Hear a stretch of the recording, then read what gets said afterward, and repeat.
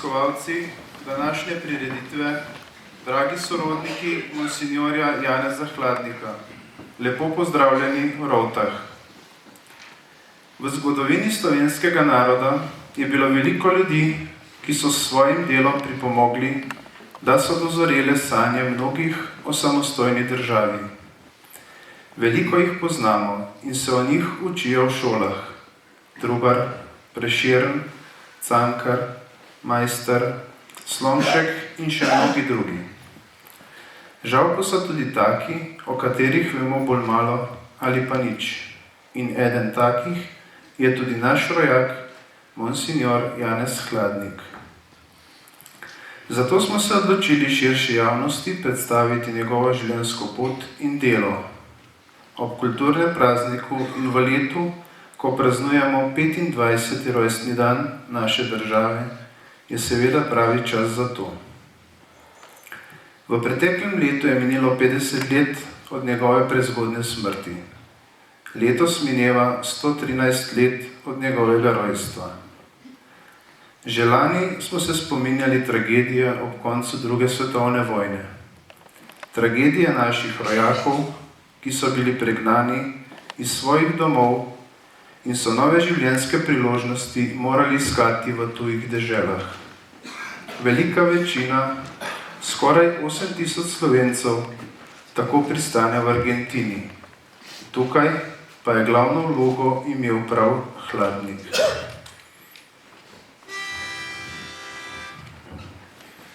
Slovinecem, slovinecem, tako je mati djala, kome jedite pestovala, kome jedite pestovala. Zatorej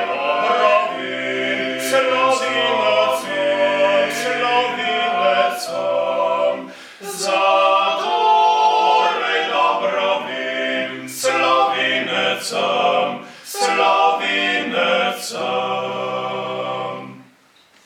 Slovinecem, slovinecem, jaz ljubim očetnjavo, gorim za njeno čast in slavo, gorim za njeno čast in slavo.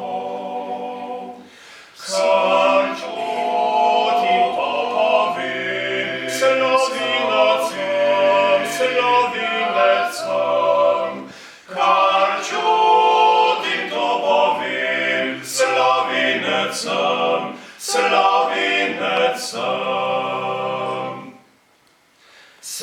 Slovinecem, slovinecem, odziveli do groba, negane moja se zvestoba, negane moja se zvestoba. Da vsegdar reči smem, slovinecem, slovinecem, da vsegdar reči smem, slovinecem, slovinecem.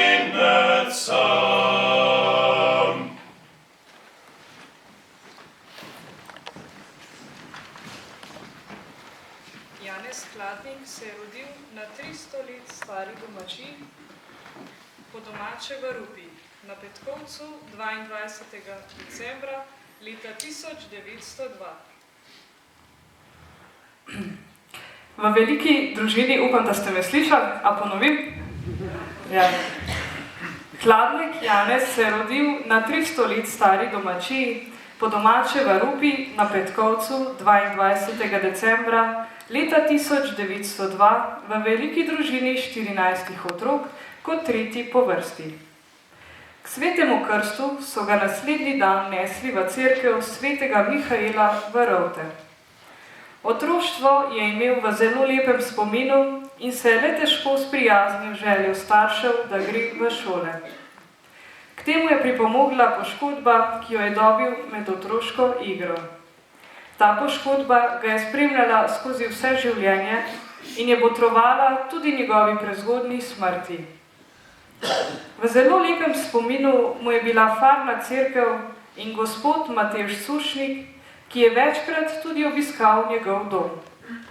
V spominih opisuje napredek, ki ga je prinesel prihod gospoda Matevža v Rovte.